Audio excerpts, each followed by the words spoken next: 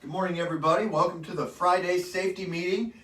Fortunately, this week we actually did pretty well for everything that, happened throughout the country this week with all the winter weather. We're going to be covering all of that. But for inspections this week, we had 7 inspections that were clean, and we did not fail a single inspection.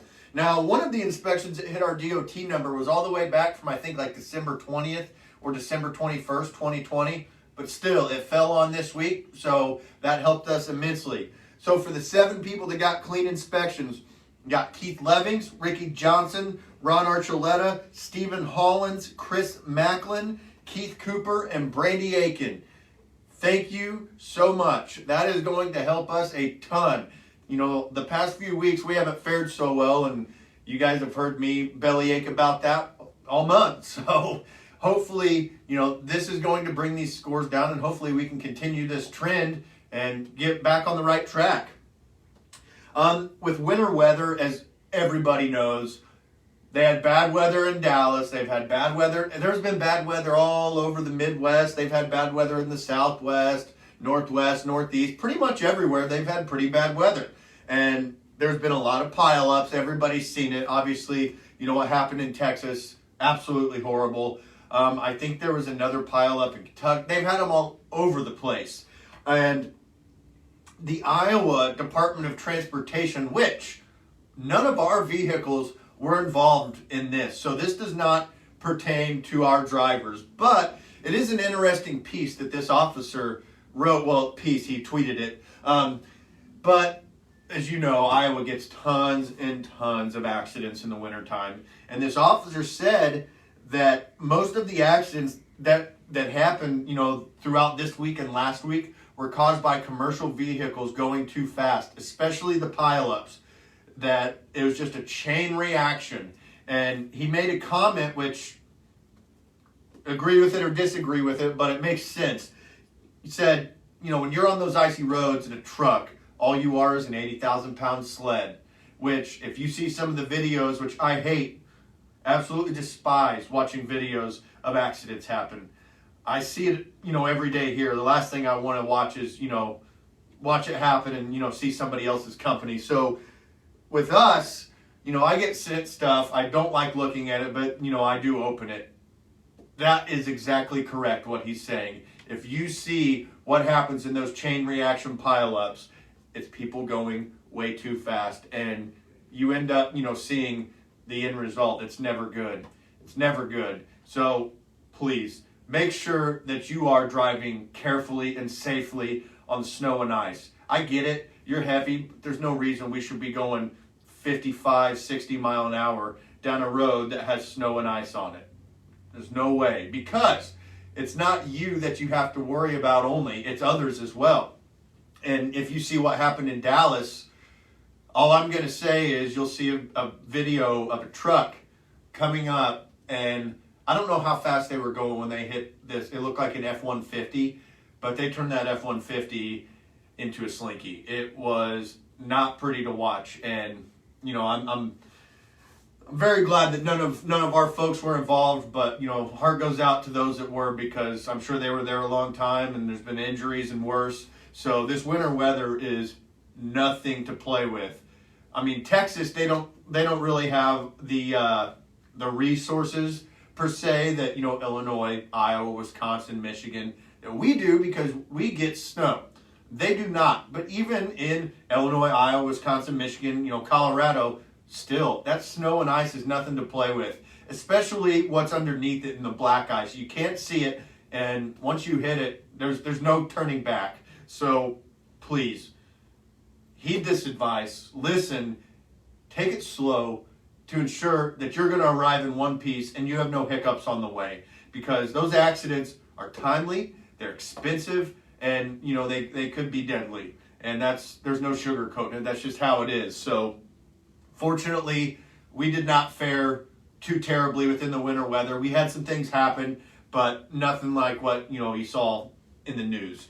IFTAs, thank you to the fleet managers, to the shop, and to you. We have gotten IFTAs on almost every single truck in the fleet. So I am ecstatic about that. I commend everybody in the building. I haven't done anything with this except keep a ledger and give them to the shop. So I cannot take credit for any of this. It's the dispatchers in the shop getting you guys through here, you guys staying on them, making this happen, keeping this legal. Thank you. Registration renewal, please listen, because I know I'll get calls after this saying, hey, is my registration in? No, it's not. We're renewing them. So be on the lookout. Once again, your registration is not in. We are going to be renewing them, but pay attention. Keep informed of the safety meetings and read those messages, the weekly messages that come across your ELDs, because we're going to be getting these in. We're going to be at a time crunch, but we're going to get them to you. You do not have to come through the yard. You will have to get them printed because it's kind of at the officer's discretion. So I could be, which thank goodness I'm not, I could be an officer in this jurisdiction, and if I stop you and you have that registration on your phone, I'd be fine with it. But the next person in the jurisdiction over, they might say, well, we want an actual physical copy, and they could give you a ticket. So when we do send you these, I can email them to you. That's fine as long as you can print them. I get it. Fax machines are expensive. I don't like sending stuff through fax either. It's robbery, but it's something that we're going to have to do for these registrations. Or if you get through here, dispatch will have them. The shop will have them once they come in. Give me a second here while I, stare down here and read. I want to go over something with the Arizona Department of Transportation. So they have opened up a website for truck drivers to better plan their routes. Unfortunately, we do go to Arizona, but not as much as some of the other states, as you all know.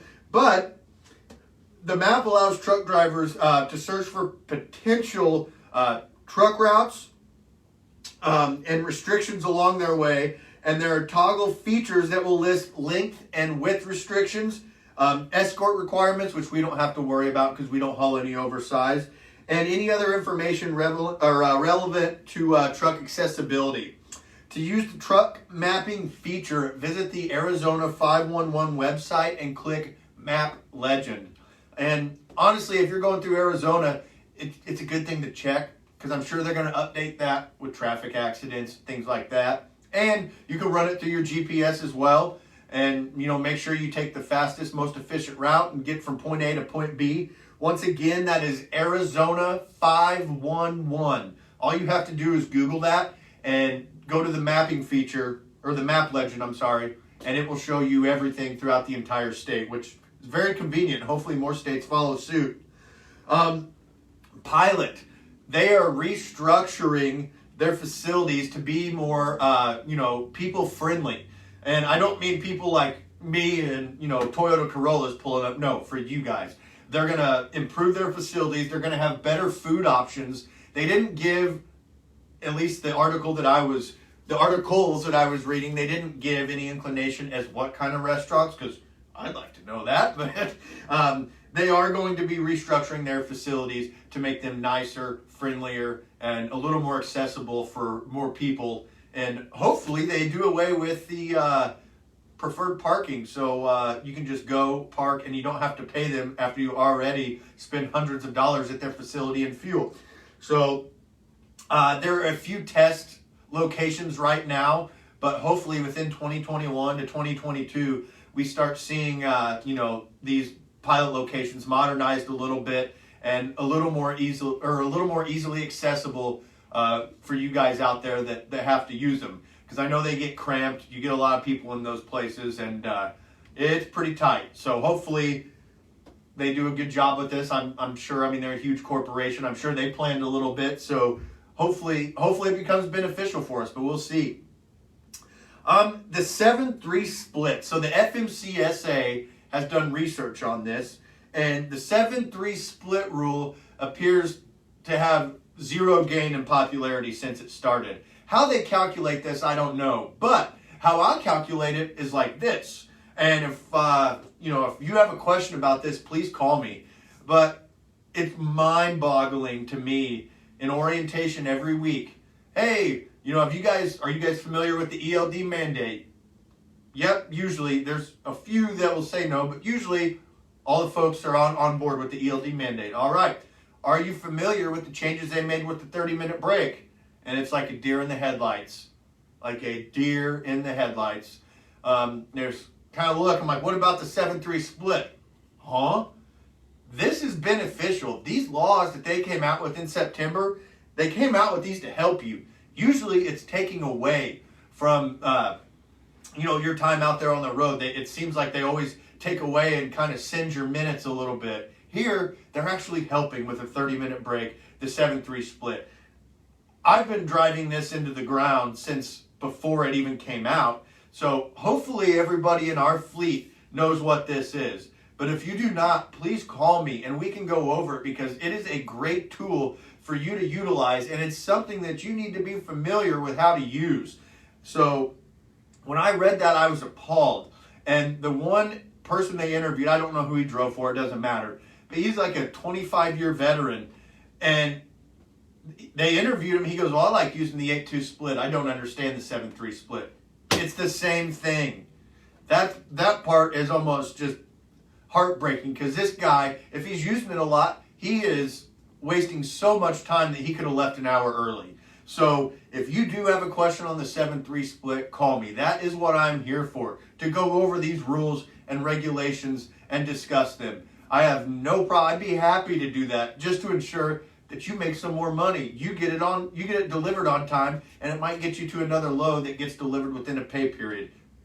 Not guaranteeing that, but it could happen. So call me if you have questions, or if you don't think you might make someplace on time. There are options, legal options. So call me and we can go over that.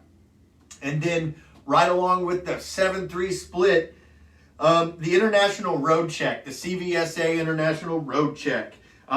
It is going to be May 4th through 6th. I know you're probably wondering, well, why the heck are we going over it in February? Because we need to be prepared. And what do you know? They're going to be focusing on hours of service. And then they said lighting, which BS. In the middle of the day, truckers aren't going to be rolling around with lights. They might check to make sure they work, but they're going to be looking at your logs. They might be looking at your logs and say, hey, turn your lights on, but now show me your logs. That's what's going to happen. I don't want to say they don't care about lighting, but that's not their main focus. And this is just an assumption. Well, it's not an assumption. It's what's going to happen. What they're going to be asking you to do, they're going to want you to show them you transferring your logs to them. So they will give you a code, and all you will have to do is send that code in to transfer your logs. And I'm actually going to show you how to do that here in a second. But that's one thing I guarantee you they're going to do, because with the ELD mandate, we are required to send the logs in, and it's not difficult at all. But back before, there was a little fax location on there. You could put a number in, it would go to the officer. Now it's the same thing, but it's through a web service. And all you do is put this code in and you'd be good, which that we'll cover here in a second. 2020 Drivers of the Year. Company fleet, Scott Brown. You guys hear his name all the time because he gets Driver of the Month. He kicks butt. Independent contractor, Carl Bowman. Carl actually came through our driving school years ago and is one of the few that has stuck around. And Carl does a very, very good job. Well deserved. And then on the reefer side for independent contractor, Bob Champagne.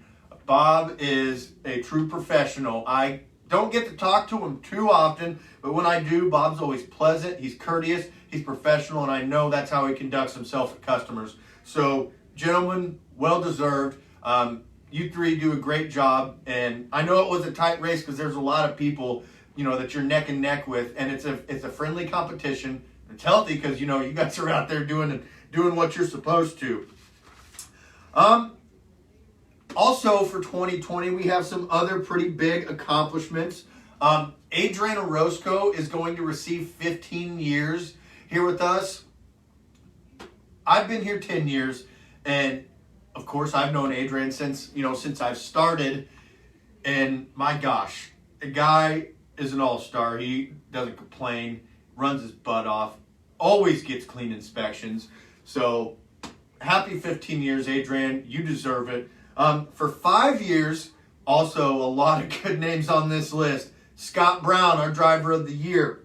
Jason Crepel, Fred Farrell, Mac Hearn, Deshaun Kincaid, Kent Kirsch, John Ragster, Russell Reed, and Andy and Janae Wallowitz. 5 years. Andy and Janae also came through our driving school as well. That's in trucking. That's longevity. So congratulations. And then the most prestigious award that's going to be given this year, and this is well deserved. Glenn Frazier. I'm sure most of you, if you've been here for a while, you know who Glenn Frazier is. Owner operator. Unfortunately, a fan of all Boston sports, but you see how that went for him this year. Glenn's getting a 2 million mile award. So all crummy Boston sports jokes aside, Glenn, that is one hell of an accomplishment. 2 million miles. That's 2 million safe miles. No tickets, no accidents. He didn't even think about bumping into a trailer or anything. Nothing. 2 million miles. So that's insane, honestly. I mean, that is something that you don't see very often. And since I've been here, Gail's been here 35 years, so I'll have to ask him. But since I've been here, I've seen million milers. I've never seen a 2 million mile award here at Henderson. And there is nobody in our fleet that is better deserving of it than Glenn Frazier. Glenn works his tail off. Glenn's been here, I think, since 2002. I was in high school. So Glenn does a fantastic job. Always greeted with a smile. He always comes up and speaks, and it's pleasant. It's pleasant to have Glenn around here, and he's so knowledgeable about the trucking industry.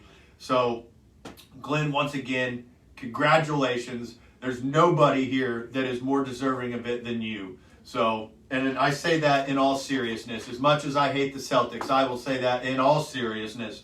Great job. And then the last thing, I'm going to show you guys how to transfer your logs. Let's hope this works on this thing real quick. So let's see here. Don't have to. All right. So hopefully everybody can see this. So we're on my logs right now. So we go to the home screen.